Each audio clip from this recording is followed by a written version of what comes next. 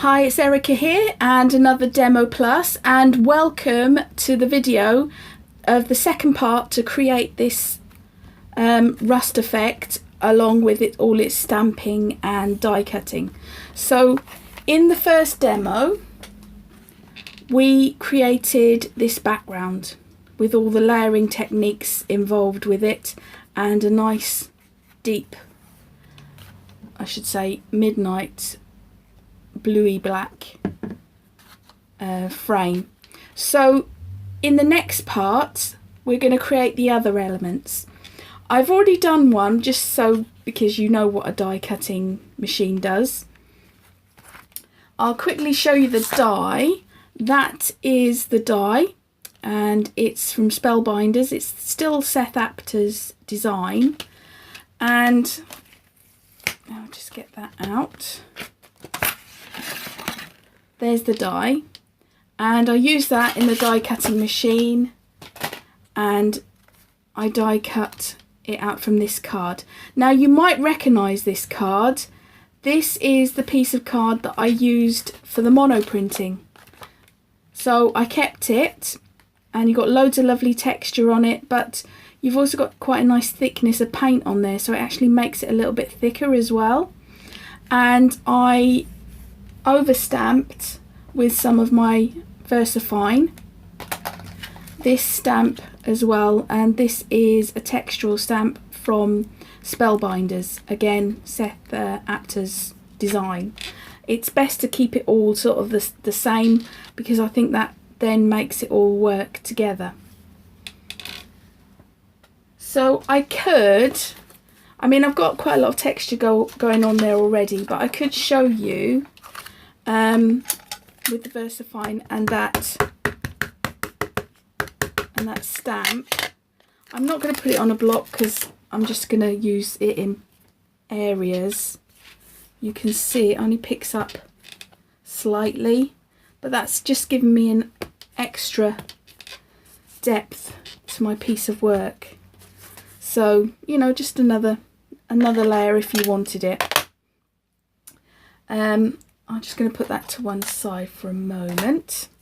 So what I had in mind is to have that about there, and the clock face underneath we're going to cut out from this piece of card, and I'm also going to stamp. Now these obviously fit these designs because he likes to design everything to match each other, but also because this mentions about time, you can just about fit this one on, so I'm going to use that one because that kind of matches my what I wanted the whole piece to be about.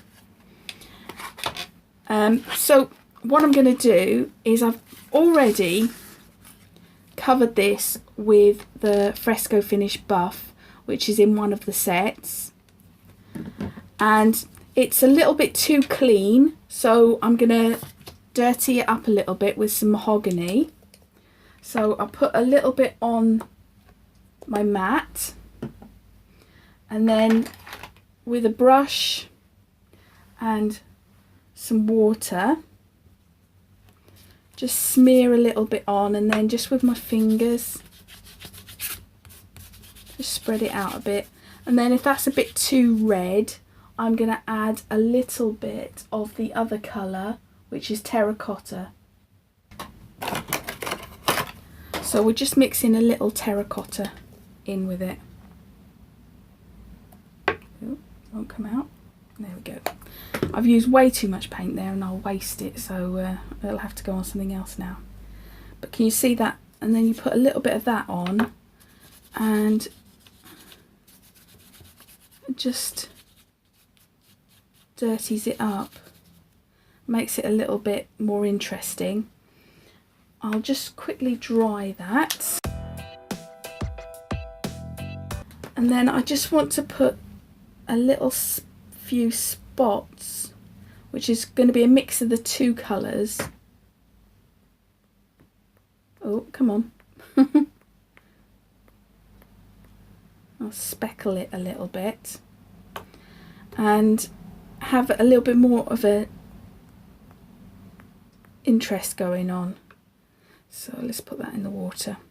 So it's just going to give me something a little bit more, because I've got all the details going on. I just wanted something a little bit more than just a flat surface. So I'm just going to clean up and I shall be back. Okay, so I've let it dry a little bit, and then obviously there's still big blobs on there, so I'm just going to dab it off a little bit, and I like that kind of stain that it leaves rather than it being a solid drip, if that makes sense. So I'm going to quickly dry that now.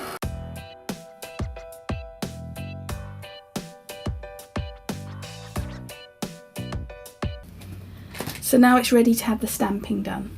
So like I said, we're going to use this one. Oh, wrong one on there. So let's get it ready. I want this as good as possible, so I'm using the block for this one.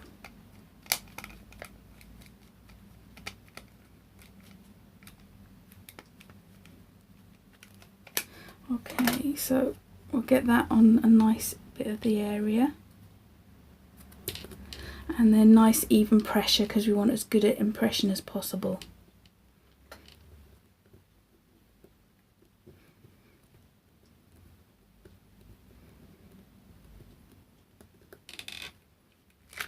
There we are, lovely, perfect. Again, VersaFine, always better to heat set it.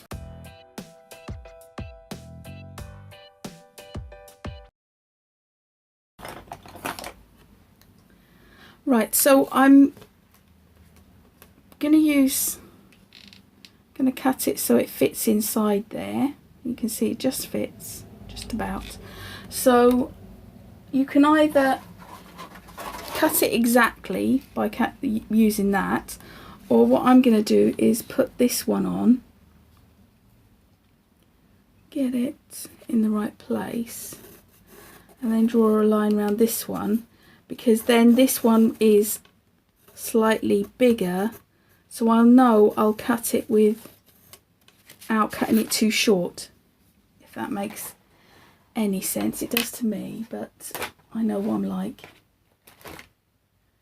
And then finding my scissors, cut it out.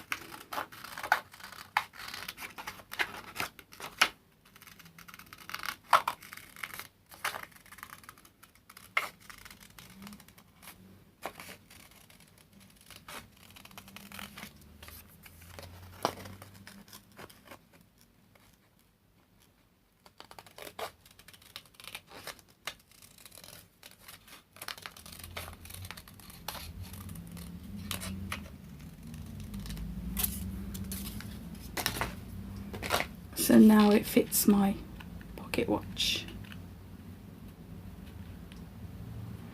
So that's ready to go. The next thing I want to do is, so if I've got that in about there, I want to use the word, and I think this time I'll use the word time. I'm going to use the Everything Art alphabet, just love this. Just out of interest, a little tip for you. They need to be cut apart. They come in strips, and then you cut the letters apart from the strip. But what I've done is I've actually in biro written what the letter is, and obviously that could be an F or a T. I've put a line underneath that denotes that that's the right way up. So that's my T. Well, let's put it on the right side of the block first. And then my I, then my M, and my E. So the biro doesn't affect the rubber, but it's really a really good tip, because then when you go to look, you can see if you've done them up the right way. Just a nice little time-saving tip. There we go. A time-saving tip for using your alphabet stamps, because there's nothing worse than doing a whole alphabet word and then one of the letters is upside down. So really helps. So what I'm going to do first is I'm going to stamp the word time in the black, and this is going to be the drop shadow, so it's going to be covered mostly but not completely. So we'll put the word time down here. There we go. And again, it does not perfect, but I love that. That's just what I need. Heat gun it.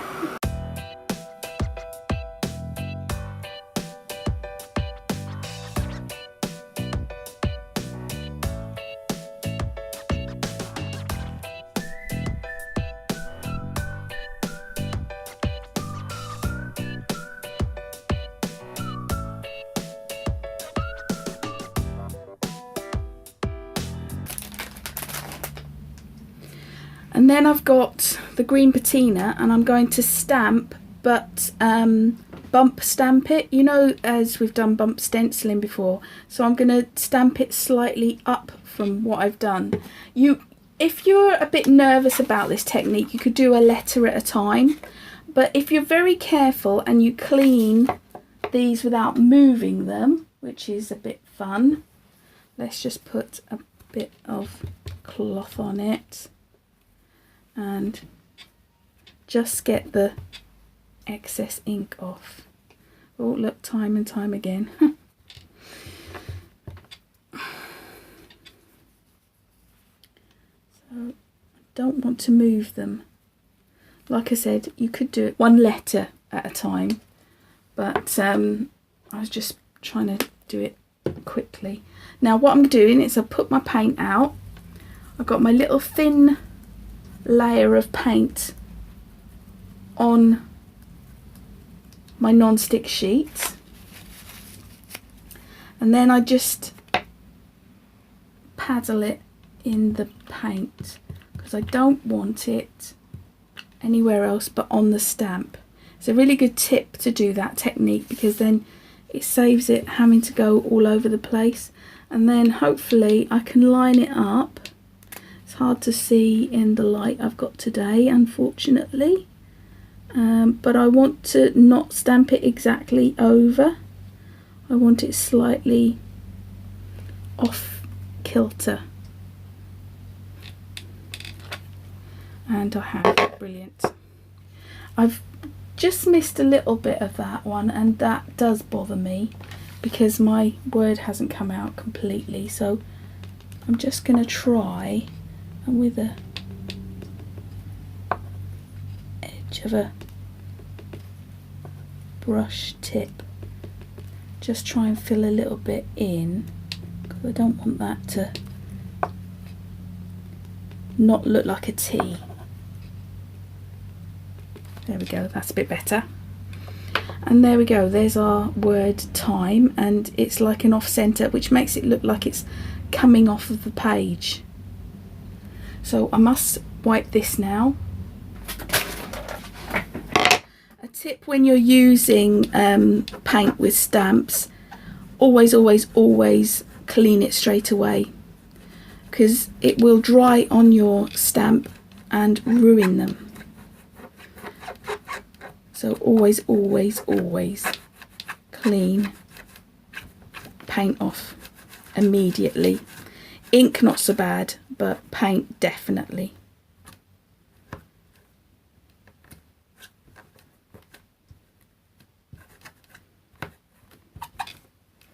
So there we go, that's all done.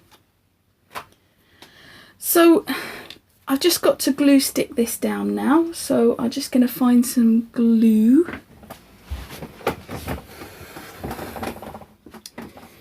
Right, found the glue stick, and I'm going to stick these down now very carefully. I mean, you could use matte medium, really anything you've got. Probably matte is better over a gloss because this is all matte. You don't want any sort of shininess messing up the design. So let's get that stuck down, and then oops, wiping fingers, glue all over me.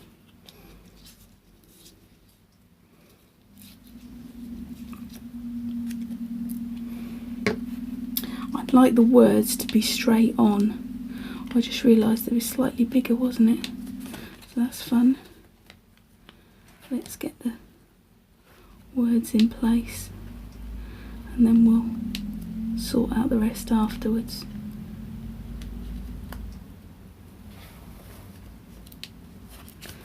Okay, right. Use a block just to squish it all. And that needs to just come over a tad.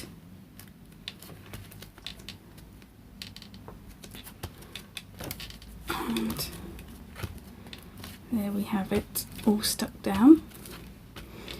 My final touch, and I'll just wipe this bit away.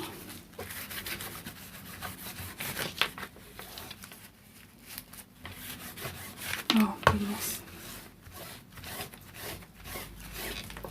Right, the final touch is the highlights and the lowlights. Highlights with a white pen.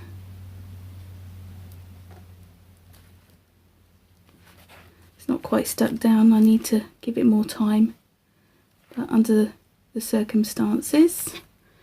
What I like to do with the pen is to use a little bit of water and just soften the highlight a little bit.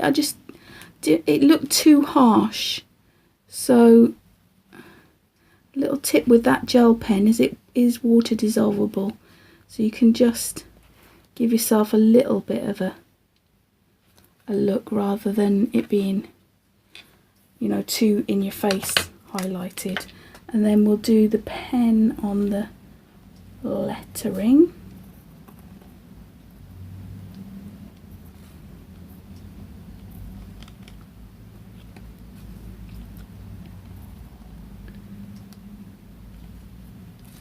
And I'm going to do the same to that. So just with I could have done with a smaller paintbrush, but there we go. Use what you got. But it just softens it just a little bit. There we are. Right, then we do need a thin brush for the next bit. And we're using Midnight again, and I'm just going to add some shadow.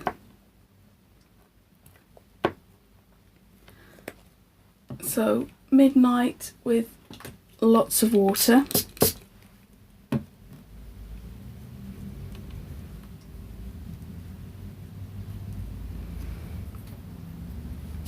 And then I'm going to add a little bit of shadow to underneath the watch. I will get that stuck down eventually. Let's get the shadow on it at least. Oops. But it's starting to look like it's actually grounded on the page and not floating in the air. And then I want to add a little bit of shadow to inside the watch to make it look like it's inside it.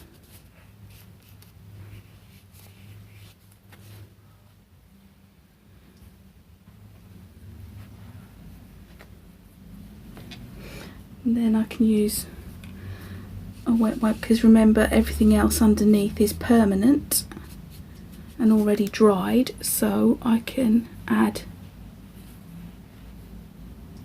the bits as I go. So there we go. It just needs that being stuck down. Oh, there we go, stuck.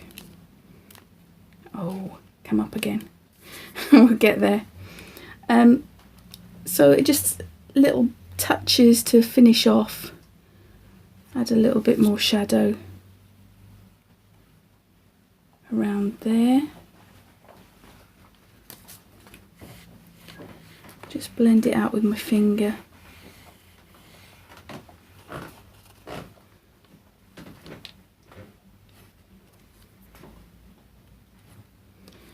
And I think we are done. So there we go, that's our finished journal page. And thank you for watching.